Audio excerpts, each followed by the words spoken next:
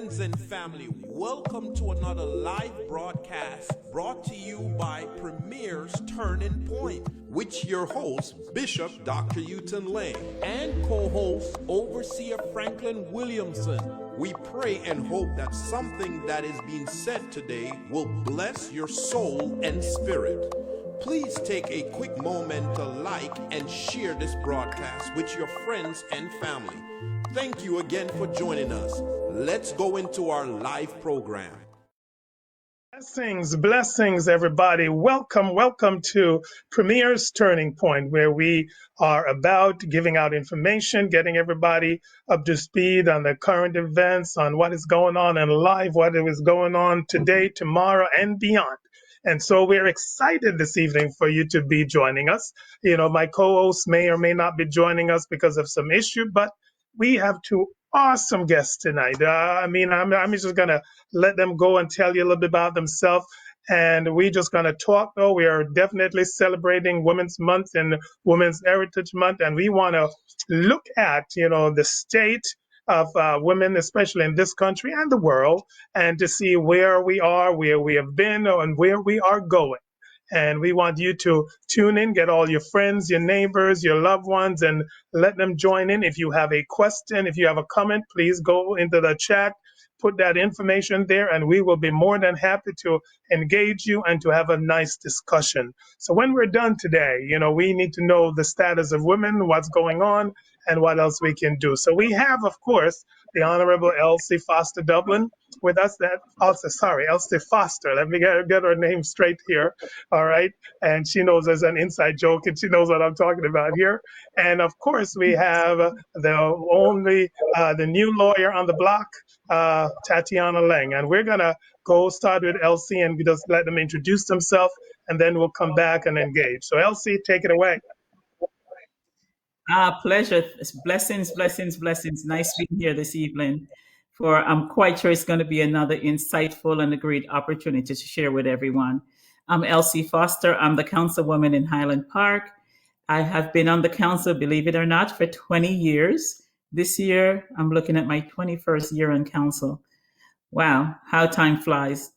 I've had the privilege being on this borough council to oversee every aspect of borough government, including 10 years as council president, which is deputy mayor, served a short stint as being mayor, also oversee every aspect from finance to public safety, public utility, recreation, arts, you name it. I have served in every capacity of serving on this council. With that said, it gave me a wonderful opportunity to not only to have the opportunity to expand myself across New Jersey and beyond, from giving lectures at Rutgers, many of the community colleges, from speaking and representing the Caribbean in Jamaica and in Tokyo at the Tokyo Air Force Base, and from presenting in Washington the plight of us in the Caribbean, and making sure that funds and grants and aids that are given out, making sure that they go to the appropriate country and they go to the appropriate department. Oftentimes when these grants are given out, there's no one looking. So they always get filtered out somewhere else. And I was one of those people that was making sure that when aids are given out, that the aids are not only are they allocated, but they are directly given to the country. So I have served in this council seat has allowed me to have a bird's eye view into a lot of different places and to serve in various capacities, and for which I am very grateful, because I was able to provide a lot of resources to the hurricanes and storms and disasters in the Caribbean. I had entree into the government, so to secure funds and aids for my Caribbean brothers and sisters. So it has been a blessing. At times I feel it's a curse, but most of the time it's a blessing, because working for the public and being a public advocate or a public servant, it has its challenges, but it does have its good rewards when someone comes to me and say, because of you, my kid went off to college. Because of you, I had a better job. Because of you, situations are improving. We have a youth center. Because of you, we have a voice, and programs that you have implemented have changed my life and have changed my family life. So those are some of the good things that when you work in government that you can accomplish. And I'm very proud to have been a part of this change. And I'm quite sure I will continue to be a part of the change maker. Amen. We thank you for that. Now, Tatiana, just tell us a little bit about yourself there. Sure. Good evening, everyone. If you don't already know, that's my dad. So that's the first thing I'll say about myself. I'm a new lawyer. I was just sworn in January of this year. Before I went to law school, I was an organizer and I ran campaigns around the country on various important issues. I never ran campaigns for any elected official, but I worked on, getting people access to voting, helping out with the environment, access to healthcare, and other really important issues. I lived in various states when I was an organizer: Florida, Illinois, Maine. And now I'm back in Jersey and I'm a lawyer, and it's not primarily my job to be an activist anymore, but I still do a lot of social justice work. I do a lot of education, a lot of speaking to people and encouraging them to also go to law school. And I think, I'm happy to be here today to lend my perspective on what is the state of things for women in this country and in the world, and also what we need to do to address that and where we can hopefully go in the future. And I'm looking forward to answering any questions that anyone has.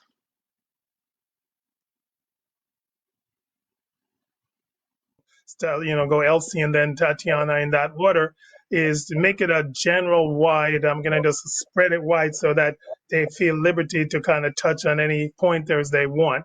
And just kind of, as Tatiana just said, what is the state of affairs for women in this country and around the world right now? You could touch on where we have come from, where we are, where we're going. But, from your point of view, what would you say, where we are right now? So Elsie, we start with you. We can say, yay, we have a woman VP and it's to be applauded, and we're happy that we have a woman vice president in this country. But I think that we have only scratched the surface. We have a long, long way to go. We should not sit back on our laurels until we see a woman president.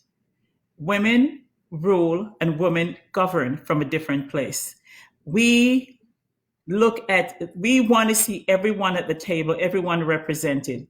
And when we make policies and changes, even in our household, when we make changes in our household and policies and what have you, we don't call it policies in the home, but when we make changes, what's best for the family, we look at the entire family. We don't look at one person individually. Women plan and they process differently. They look at ways of how to be fair and equitable, how to make sure that everyone has a place at that table. Because as they say, if you're not at the table, you're on the menu. We as women have been on that menu for far too long, not just here in the United States, globally. We've seen many, many, many issues. If you look from the civil rights movement, it started off with a woman bearing the brunt. And then, yes, we had the guys that came in and they did their part to make sure that things were done, but we are the proverbial burden bearer. We can look back in Jamaica at Nanny of the Maroons. When they talk about a great warrior, it was a woman that led the rebellion, that led the fight to overthrow the 2,000 British soldiers in a day. And we have, I can't say it enough, that when changes are implemented and changes are coming, we're the ones who make the changes, implement the changes, but we never get the credit for it. And we need to be in a place where we can lead, and we must lead. Because as I said before, when we look at the problems and we look for solutions, we try to be very inclusive and we think outside the box. We look at the gray shaded areas and all the other shades of grays and black and white there is, and to come to a consensus where everyone can have a voice and have a say so in what's going on. Today in our world, we see that with the COVID epidemic, it has hit women more so than any other group. We were with pre-COVID, we were 51% we were 51% breadwinner in the marketplace. Now we are down to 9% of women that are actually bringing home the bacon and working.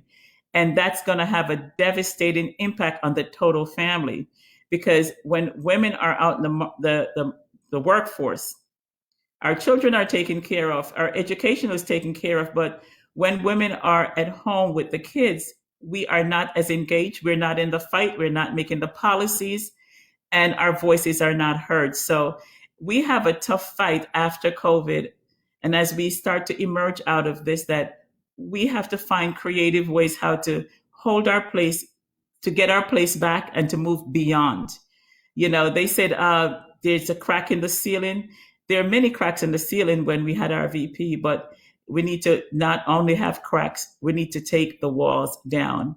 And I think part of this discussion is how do we move forward in taking those walls down and truly empower women with the tools that they need to succeed. Right. Thank you, Elsie. Tatiana? Yeah, there's really so much to talk about. There's so many things just off the top of my head that I could describe when thinking about what is the state for women right now. But something Elsie said really resonated with me, which was the decrease in women in the workforce because of COVID. So a different spin on that issue is really the patriarchy. So I'll define some things. So the patriarchy is the system that we live in that believes that men are the leaders. Men are the people who are supposed to work. Men are the people who are stronger, better, faster, etc. That's the system that our world is working in. It's one of those systems like racism, for example, but this right now, it's gender superiority, not white supremacy. And because of the patriarchy, not the reason why, and well, not the only reason, but one of the reasons why women have fallen out of the workforce is because of the expectations inside of the household. So this is something that's near and dear to my heart, as somebody who has entered the workforce, and who lives in a household. Both my husband and I work a lot. So I have many occasions to think of, well, if there's housework to do, why is it that we expect, women to do it? If there are children to watch, why is it that we expect women to do it? I saw a meme on Twitter, which was, I wish it wasn't this way, but there was a picture of somebody's home, and both the mother and father were full-time working from home because of COVID, and they had kids. But the mother was on her conference call while she was giving the child a bath, and the father was sitting on the couch taking a break from work. And it was just an example of our society expects, because she's the woman, no matter what she's doing, it also should fall on her to make sure the children are being raised, attended to, etc. That goes to making sure there's dinner on the table, making sure the house is clean. And we might think, this is all, this is just little things. It's not that big of a deal.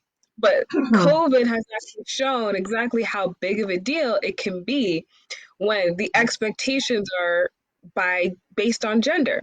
Because women have literally not been able to work. They have not been able to, work full-time jobs, because even though everyone's at home together, all of the work has fallen on to women.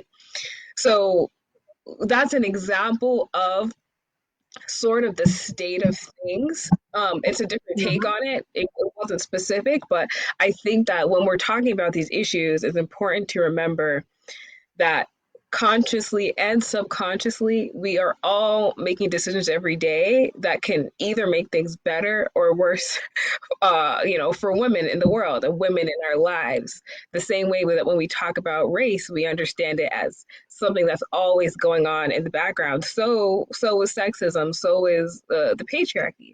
So one of the things is the perceptions of what women are supposed to do, the perceptions of what a woman's place is. And work in the household is one example, but as Elsie also brought up, we're not at the point where our society thinks a woman could be president of the United States, for example. We're not at the point where people trust women to lead companies, law firms. There are companies, there are law firms led by women, but they are very, rare. Even though in almost any setting I have ever been in a work setting, it has been the women who have kept things going. It's always the women who are making sure people know where to go, when to get there, that there's an agenda, all of the important parts that actually keep us as a society moving. If you look, it's usually women who are thinking of everything at once. And we shouldn't have to, but that should go to show that we have what it takes. We have what it takes to achieve any position that any man has achieved so far in life. But I don't want to go too much on of a tangent, but I think Elsie gave really good specific examples. So I just wanted to talk more theoretically about what's going on. That's sort of the state of things, unfortunately, is that we're still living in a society where women are seen as domestic homemakers only. And of course, if that's what you've chosen to do, that's no problem. But if that's not what you want to do, and that's what you're expected to do, that's when we start running into issues.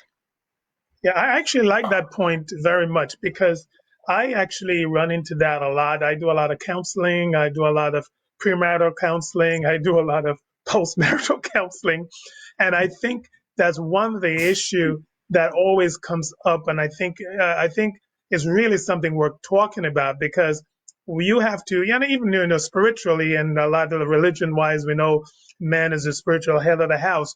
But I think people read too much into that and not realizing that you have two people coming together who then make some decisions together and come up with a plan that is going to be suitable and feasible for their existence. And I think I do a lot of, as I said, that causes so much issues. And actually, it's one of my pet peeves. I actually write prescriptions to the wife to give to their husband. Like if, for example, the one you did really hit hard, if they both work, well, why should the one then do all the work at home? Right. I could never understand that personally, personally.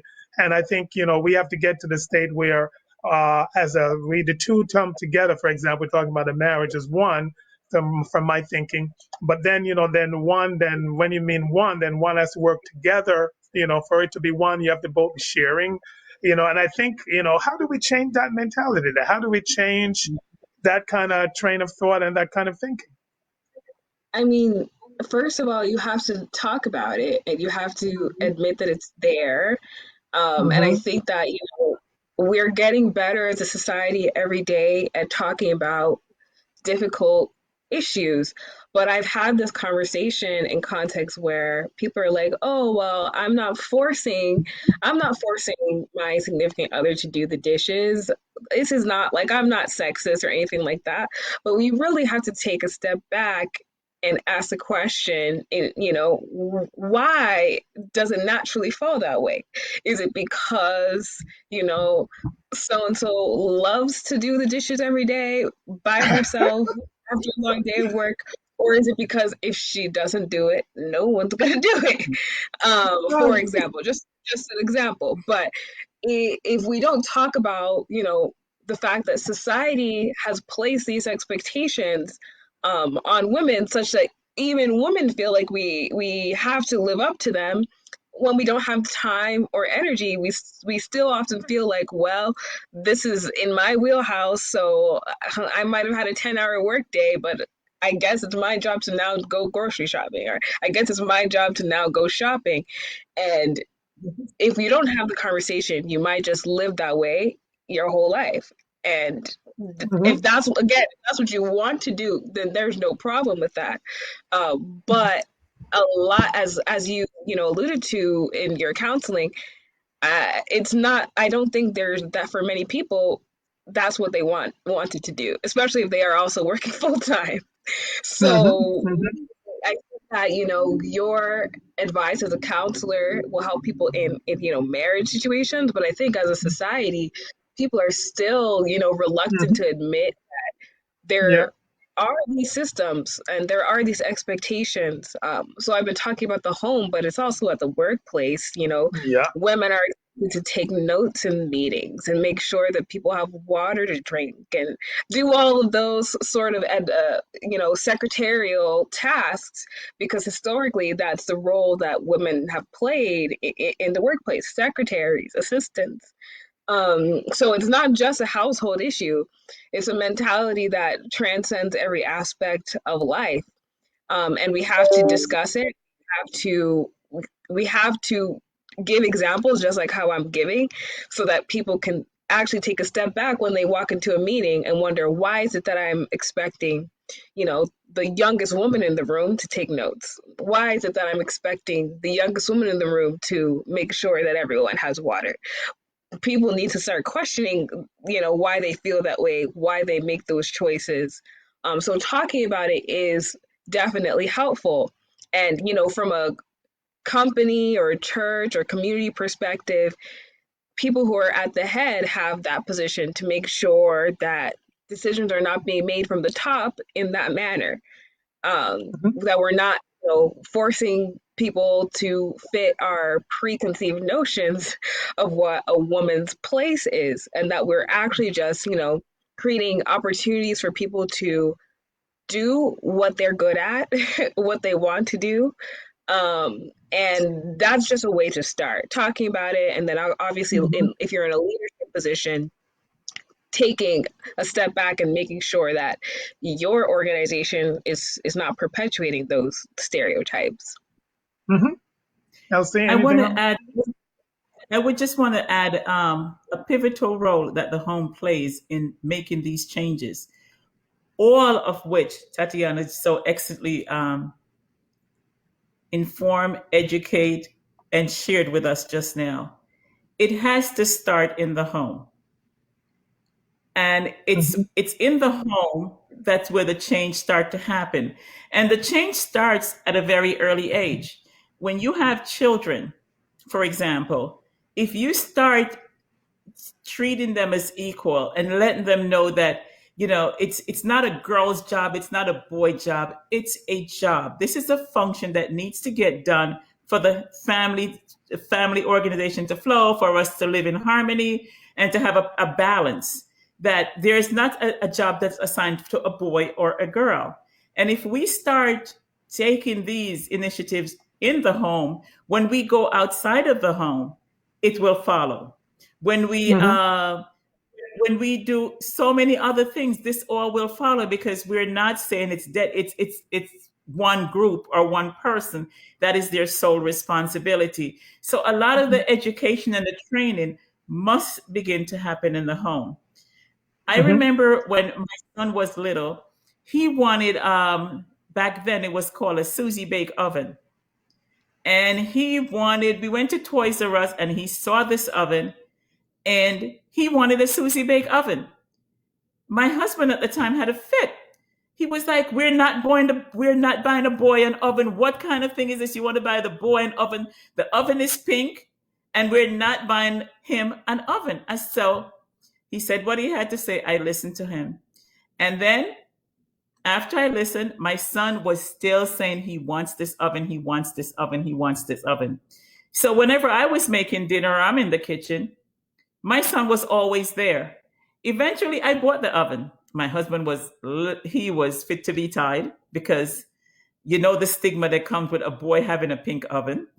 And that was his way of looking at the whole thing. And I said, if my son was to be gay, there's nothing wrong with that. He's still my son. I'm still gonna love him no matter what.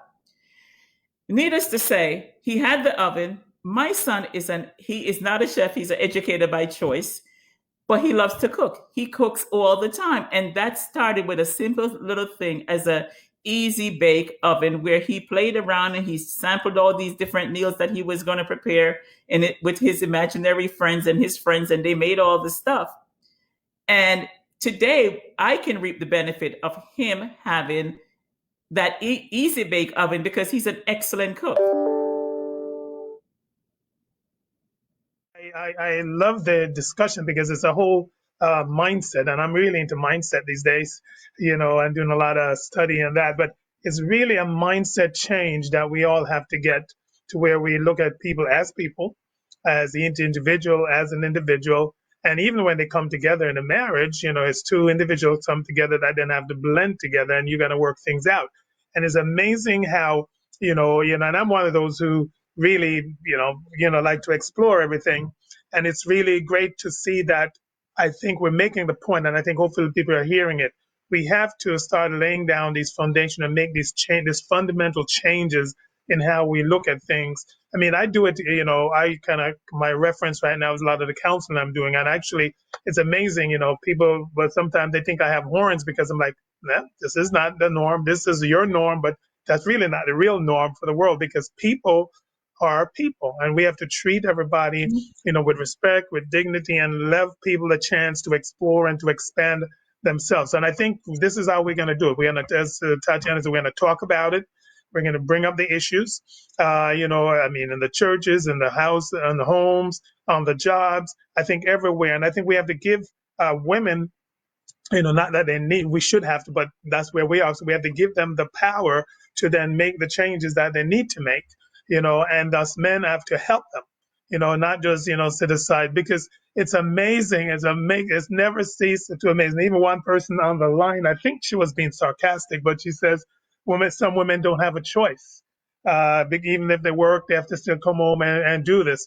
But they kind of have a choice. Not that I want to wreck their home, but they have a choice, if they choose to make that. But we have to empower women to let them realize they do have a choice, that they can, of course, I always talk about making your choices together. If you're a couple, you're going to do it together, but you do have a choice. And I think that's a good point for us to make, that, you're an individual, you're a person. And that's why I think one of the detriment is for, again, go down the limb, but some of our fundamental old-time churches, the way we run things, and, just lay down these laws and rules.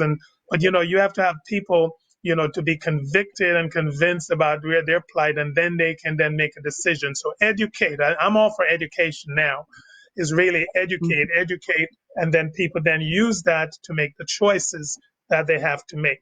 And I think that's, where we should go. All right? Right. I was just gonna add that.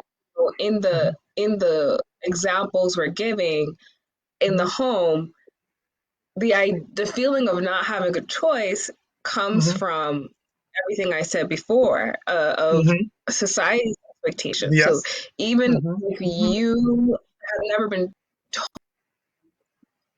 told, know that, because that's the message given since we were born, right? Like I watch television, I read books, I watch movies. What you learn in the world is what the world expects from you, and that's feeling of not having a choice is not unique, but also not having a choice could come down to what I said before. It's if nobody does it, who feels like it's their who feels like it's their job. So that's where in a home situation, everybody else comes in. Yes, everyone has their own choice, but that choice also goes to, in this case, the husband or the men who live in the home, who can also choose not to be gendered in how we, split up housework, especially if everyone's working all day, and choosing to decide, let's make a plan for today as a household. All these things need to get done, right? But it's not anyone's job, so let's just figure out, right? Like maybe I'm better at a particular task, so I'll do that one. Or I don't mind, I don't mind doing laundry. It's really cathartic for me, so I'll do laundry. But that's how the decision should be made rather than, Yeah. well, Tucker's women live in this house, therefore all the housework will get taken care of. So the men in the household need to also step up Hmm. in order to, in this case, that's what empowering women looks like. It means Yes. to Empowering take them. some of the responsibility on yourself so that Mm-hmm. they don't have to navigate the situation on their own. Hmm. Yep. I think it goes the same, even when you transfer to the job world. I think, Yeah. the way the things are now, I think men or women, men definitely have to also start acknowledging that women for their decision making, their education. And I think one of the things that I teach now, especially even in the household, back to that, but when it comes to finances, which is always a big problem, the person who is better at it, the person who is basically anal retentive, as we say it, and is a particular for details. That's a person who should do that. I mean, and if the man is not the male that is going to fit that role. So I think I still go back to discussing everything, bringing everything up, and then deciding, as you said, who's best to do a particular, particular post. So I think if we were doing that in the workforce, I think we'd see a lot more. Maybe you guys can talk about that because you both would work. You would probably see a lot more progress and a lot more things being done. I All right. agree. I, Elsie, you can go first. Go ahead, Elsie. I totally agree. If that was being done, not only at home on the home front, because at home you can say, hey, we can have more time to play if we both get the work done. So that's more playtime. But it also works in the office setting because if we have our goals and our targets and they are met as a team, and there's no I in team, and it's truly a team effort, and everyone is working to achieve that goal collectively, then it's once that goal and that task is achieved, then we can move on to something else and we can see where we can be much more productive in the workforce or have more time to take on other tasks that we would not be able to attain. We could attain goals and move ahead much quicker. So it's an opportunity not just to get stuff done, but it's an opportunity for progress as well and to allow people to climb up the ranks in the workplace if that's what they wish. Mm-hmm. All right, Tatiana. Yeah, I was just gonna say it's definitely a similar conversation for the workplace. But I think it goes further into the workplace because I mean, there's a lot written about, just the plight of women in the workplace. And some examples I've given is, expectations that are put on women in meeting settings that are really sexist and stereotypical, the secretarial role. But we haven't yet talked about, sexual harassment in the workplace and retaliation based on gender that happens all over the workplace.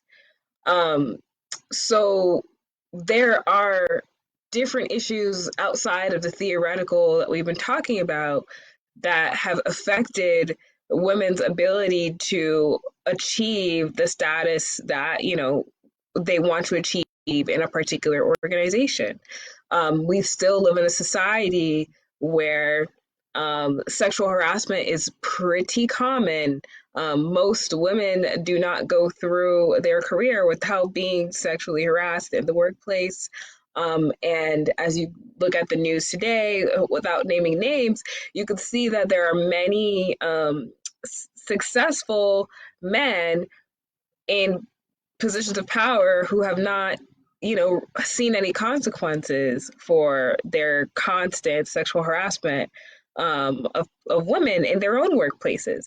So we as society have a ways to go with actually dealing with this issue because we still live in a world where there are very few consequences, if any, for men who sexually harass and abuse women, whether in the workplace or outside. That's a whole nother situation, just sexual harassment and abuse in general, but there is a lot of work to be done. Yes, talking about it is a start because most of us do not have the vocabulary to accurately handle a discussion about sexual harassment and what the Mhm. dynamics are and why it happens. And people like to focus on what women are wearing and why they don't speak up and why they don't speak up soon enough. None of those things are relevant. Mhm. And that's still where the conversation is a lot of times. Yep. So we have a lot of work to do on the education front so that when people are facing, these instances of harassment and abuse, they don't also face further abuse from society for speaking up about it. Mhm. That's where we are right now, and we need to. We When I say we, I mean we as a world. We need to do a lot Mhm. better with this issue because that's why it just gets swept under the rug so often. Mhm. Yep. Now, what do you think we can do from the educational standpoint? I mean, well, let's ask it this way: Are we doing, or the school, the whole scholastic system? Is there anything being done? And if not, what do you think we can do? Um, Wow. I would say that there are definitely efforts at education. If we're still talking about sexual harassment, I'm assuming. Yeah, But in general. this is an area where the education is not. It's not enough. It's definitely not enough. Mhm. I can tell you from my experience in school, we vaguely talked about harassment and abuse, but and sex education was not very helpful here either. um, but we need education to include specific conversations around consent and what it is, because I find that having these conversations as an adult, there are still so many people who don't understand what consent is, so that when we see things happening in the world, people say some of these unsavory comments about, well, why didn't you just leave? Or, why didn't you speak up sooner? Or, well, if somebody was doing that to me, well, I wouldn't. Well, you can't really put yourself in the shoes of somebody who's been harassed or abused. Only they Mhm. know what their response was, and any response is the right response as a victim, Mhm. as a survivor. So Mhm. we need to have a lot more education around how to support survivors of sexual assault, what language to use if someone comes to you and tells you that they have been harassed or assaulted. Um, and like I said before, consent is a big one. This it's hard to summarize, so I won't go Yeah. on a tangent. But consent is I think the lack of understanding of consent is probably the biggest and most dangerous issue in this field, because there are a lot of people who have abused others and they don't understand that they have, because they never asked for consent and they never got an answer because they never asked. So it's Mhm. someone like me will say, well, obviously you know when you have abused someone and when you haven't, but there's a lot of nuance in the actual situations that happen, and unless people have the vocabulary, um, you know, to discuss it, and unless people have been educated about what consent is, they're not going to ask for it. They're going to put themselves in very sketchy situations, and they're going to take advantage of people, and then they're going to get caught up later in the news. People are going to come forward and say, well, so and so harassed me, so and so did this to me, and everyone's going to be confused. The reason why everyone's confused is because there was never an understanding of what consent actually is. Mhm. Elsie, you wanted to That add is, anything to that? she did an excellent job on that. Yeah. I just concur with everything that she says, because even for me myself, I have no idea what's going on. The school, I've left that arena many, many moons ago. However, I can see with even what's happening in the news and in corporate America that someone that came from my generation may think that it's not offensive or demeaning. Not that I'm putting an excuse for anything, but there's a lot. But my point is that there needs to be a host of uh, education, rethinking, and relearning, and we're not there yet. As Tatiana said, there's a host of things that needs to be done and needs to be changed. The whole language has to be changed, and Mhm. until that is done, we're going to continue to see these kind of problems in our society and in our workplace, in our Yeah, schools, in our places of worship. We're going to continue to see all of it across the board. yeah, I think it's a very good point, and what I was thinking actually, and it's not that just men are the only abusers. You know, we know it goes both ways, but majority are. And I think my thinking and my thought was, what are we teaching not just the women how to deal and handle, but what are we teaching the men? You know, how Hmm. to be respectful, how to treat the woman as your equal, to treat the woman, as a person, so are we really doing enough on that front, as well? Because, it's fine to teach a woman how to be defensive, but if you can teach the other side how to be respectful and stuff, then you don't have to be teaching so much defense. And I think, That I is don't know all where we are. Yeah, go ahead. all of the all of the years and years of teaching women what Hmm. not to do to Yeah, avoid being yeah, harassed or yeah, worse has not worked.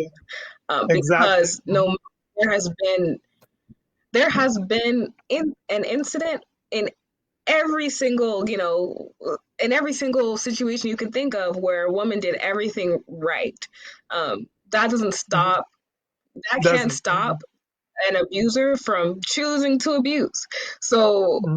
that is, you're exactly correct that at least in my opinion, a lot of the education and conversation needs to be directed at people who abuse, people who have in the past, and or just men, not because it's only men, but because Hmm. men are more likely to be perpetrators. We Hmm. need to do something differently in what we're teaching young boys, even from a young age, about what their relationship is with women, and like what they're owed and not owed. Because I think that deep feeling that we allow men to have, that they're owed something, is what leads to all of this harassment and abuse.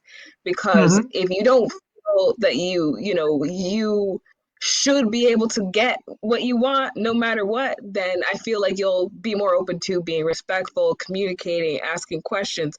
But we have this mentality of boys will be boys in our Hmm. society.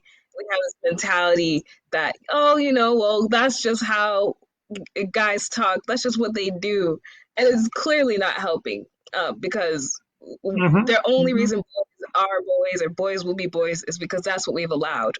So as a Hmm. society, we have to start doing something different, with what are our expectations. We have to have the expectation that men will treat women as equals, who are have full bodily autonomy, and who also have a choice in everything that Hmm. they Hmm. want and need to do. It seems Hmm. simple, but clearly, like, those basic concepts are not universal yet. Hmm. Hmm.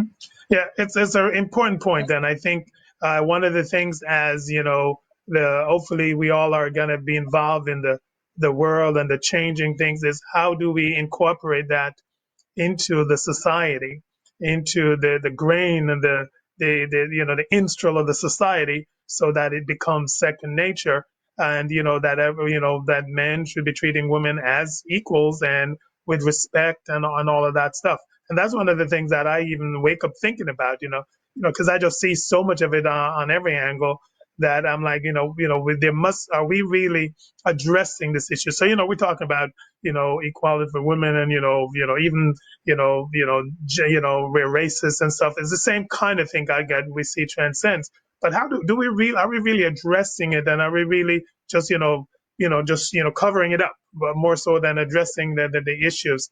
So I think this is something for our movers and shakers like you people to help us to decide, how we're going to go forward, because that's the other part of the discussion. Where do we go from here? Where do we go? I mean, the I first thing think I would say, oh, go ahead. is Go ahead, Elsie. I think we all collectively have a responsibility in this, but I also see a huge part of the responsibility that comes from the houses of worship.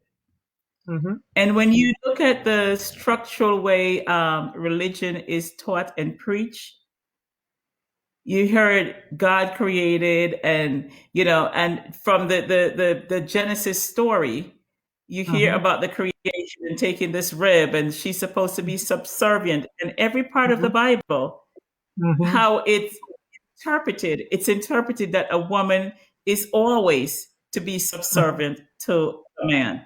Even Mm-hmm. when you look at Queen Esther, when she went out and she saved all the Jewish people, and she still was required, and she still is seen in that subservient role where she was serving as a queen to save her people.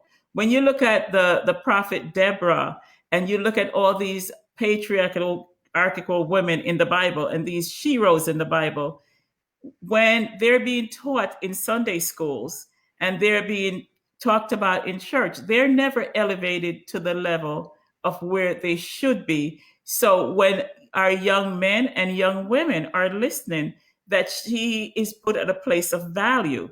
And I think a lot of that transcends into the home, into the schools, into our society, and in the places where we work. Because if you're fed every Sunday or twice a week on this diet that you are the superior being and she has to bow down to you and she must obey and she must be subservient and she must be chastened, because it's all these rules about what she must do, Mm-hmm. then that bleeds into the entire fabric of our society, and people walk away with, oh, you're responsible for doing the dishes, you're responsible for this, you're responsible for that.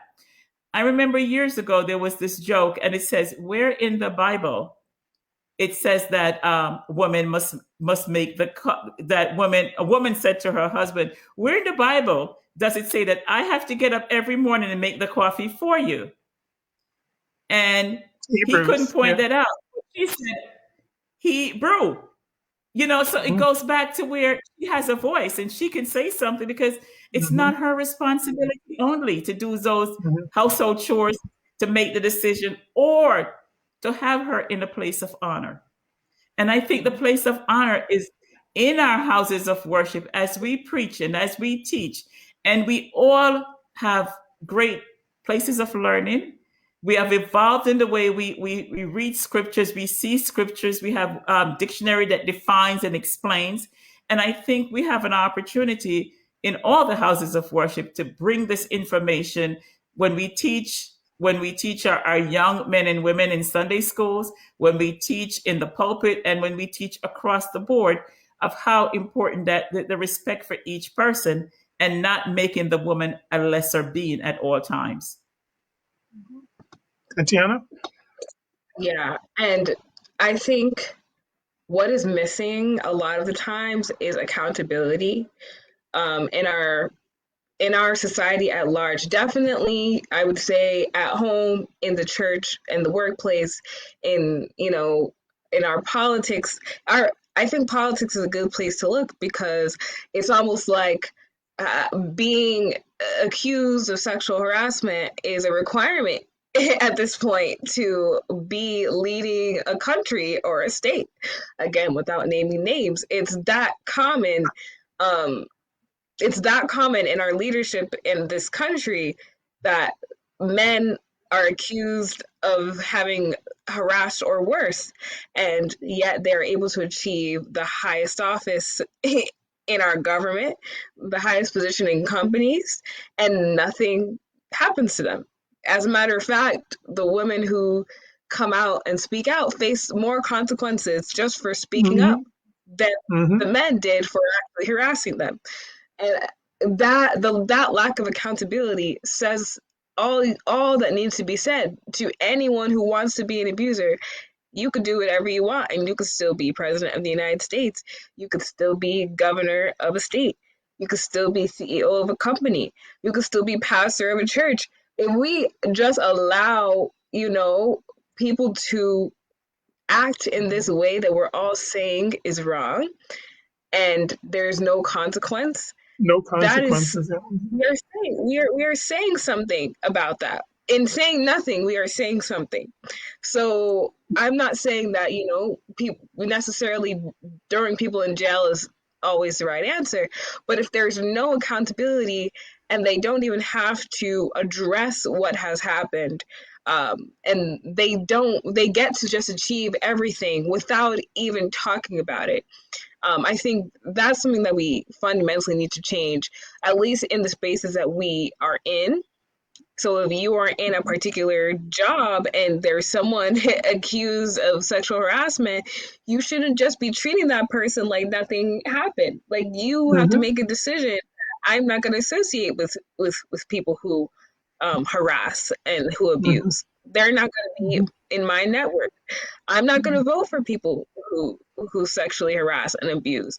I'm not going to support. I'm not going to go and sit in a congregation of a church where the leadership has harassed and abused.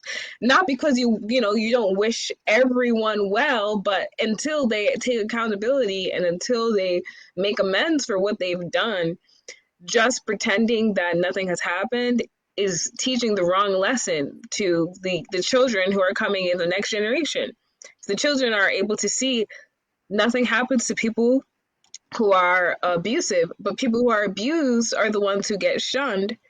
That is not the right lesson that we want to leave. So I think accountability is the thing that we can do in our personal lives, and the things that I hope we as a society start to do. Yeah, I think you're both right, and I think just to touch a little bit on the church, and Elsie had brought it up. I think a lot of these scriptures, people are interpreted the way to make them feel good, and it not Yes. necessarily, because if you look at the very same scriptures, you know, this now your flesh of my flesh and bones of my bones. So how am I going to treat my flesh and how am I going to treat my bones? You see, if you look at it from that angle, I'm gonna treat my spouse and my friend better than I treat myself. So what is better than I treat myself? Respect, honor, and I think how we need to teach these scriptures as to, because really isn't the person is going to be more subservient if you're treating them with the respect and the honor. And actually, before it's not even where they become a servant, but because they're now happy to work along with you to bring about the desired end, because they know that this person is honoring me, this person is taking care of me, is looking out for my best. And I think that's how I teach it. When I teach, the new couples, is your job is really to make the other person happy and fulfilled. And I don't even care what the other person is doing. You do your job. And if each of us, and you see, if each person is just treating the person with that respect, it's going to work out beautifully. So I think the churches have to stop, this, tradition of, teaching things, how they've heard it, because a lot of times it's just what we have heard. We don't even read it for ourselves, but is what we have heard Yes. and what been passed down.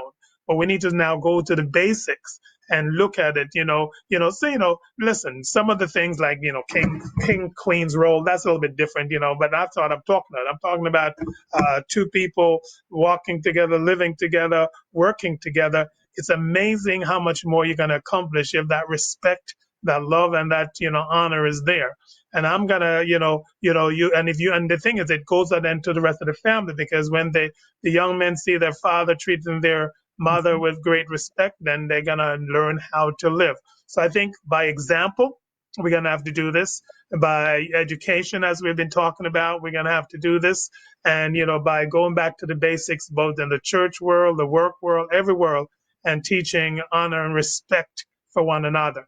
And no matter what the gender, but we're gonna big somebody up if they're doing a great job. If they're female, we're gonna talk about it. If they're male, does but we're gonna have to treat people as people, and that's how I see it, and that's how I think we can move forward. But it's an awesome thing. Listen, I don't know, I would never be happy without a great woman like my wife, and I'm just thankful every day, for her and for all of you strong women Because don't get me wrong, people think my wife is a pushover. She's not. She's a tough lady. Even though I kind of taught her everything she knew, but she's still tough. She now uses it on me. But I'm just trying to say out there to every woman listening today, you are a great person. You can be the best that you can be, but, trust God, of course, and stand up for yourself. Don't be, let everybody just come and walk over you. If your husband is giving you some trouble, just direct him to me. We'll talk to them and we will kind of, straighten things out. But, last words from both of you, and then we're going to wrap it up. We let you go first again, Elsie. Any last words for today? As we celebrate Women's International Women's Day, International Women's Month, and celebrate the achievement of women, I just want to say that I stand on the shoulders of some really fascinating, great, dynamic women, some great queens and princesses that have come, princes that have come along and have given me strength and been the wings beneath my wing, give me courage and giving me the opportunity to excel in many areas. And I want to thank all those women and all those women that stand with me, beside me, and that I'm reaching back to as I move along to pay it forward. That if you do need help and you do need a source of encouragement and you want to learn how to become engaged and how to become involved, you can always reach out to me. I'm here in Highland Park. Just go to Highland Park, New Jersey webpage and you'll find me. Just to add a little bit more, on the 22nd of April, I'm the president of the Central New Jersey Women's Political Caucus. And we're going to be doing an empowerment and engaging 101, what you need to know about town government, local government, how do you get involved, what do you need to know about your school board. It's a whole educational forum that we're going to be doing, and I'm throwing it out there for anyone who's interested, giving you tools of empowerment to know what your rights are and how your town is being run and operated, how your school board is being run and operated, how your local, state, and federal. We're going to pass that information on, and we're just going to keep empowering our sisters. So thank you so much. Kudos to all the sisters and for all you do on a daily basis. When you run that castle inside your home, it is your castle. You're running a corporation and you do it well. So continue to do the good work. Thank you. Thank you, Elsie. Tatiana? I won't have, as much to offer as advice on running for office, but I guess I'll just say, obviously, happy Women's Month to everyone. I think that, I've been inspired by so many women I've ever met who have led me to where I am today. I didn't really know any lawyers before becoming a lawyer.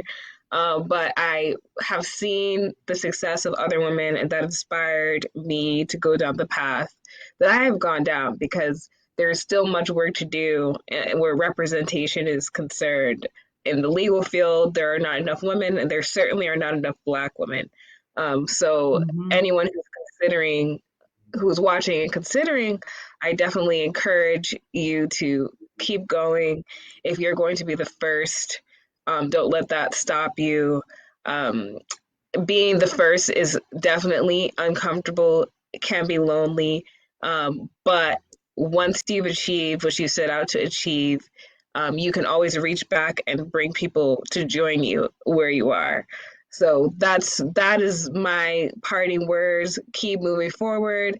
Try to achieve whatever you set your heart to. But once you have achieved it, make sure you get some company and bring people to join you. That's something that I've been focusing on, mentoring and helping others who want to follow similar paths also achieve their goals.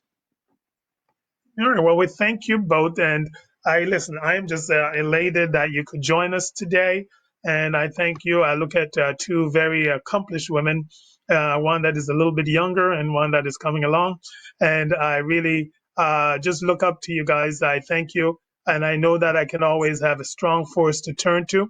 Just so you know, everybody knows me very well. I'm actually one of the biggest advocates for women because I think they can do some great stuff. When you have a great woman on your side, are with you, right beside you, in front of you even, you're going to accomplish great things. And I just want to say, really, to all the women out there, just stake your claim for what God has led you to, and don't let anybody stop you. Nobody get in your way. Doesn't matter, who you are. And if you need some help, I will even kneel down. You can stand on my back because, and move up ahead. God is going to take you through. So I thank you all for listening. I thank you for joining Premier's Turning Point. I'm sure we'll have both Honorable Elsie Foster, got it right, and of course, Tatiana Lang, Esquire, whatever we need to call you, you'll figure it out. That we'll definitely have you back. We know you guys were with us a few months ago. I will always be calling on you just to share and just to let the world know that, it can be a better place if we just come together and live together. Blessings, and have a wonderful evening. God bless you all. God bless you all. Blessings. Turning Point family, what an awesome time we just had. To all our first-time guests, we truly appreciate you for joining our live broadcast. We would like to hear from you, so please send us your comments, questions, or testimonies of how this program has impacted your life. Our email address is info@pflmi.org. Finally, if you feel led at any time to give to this ministry, please visit us at pflmi.org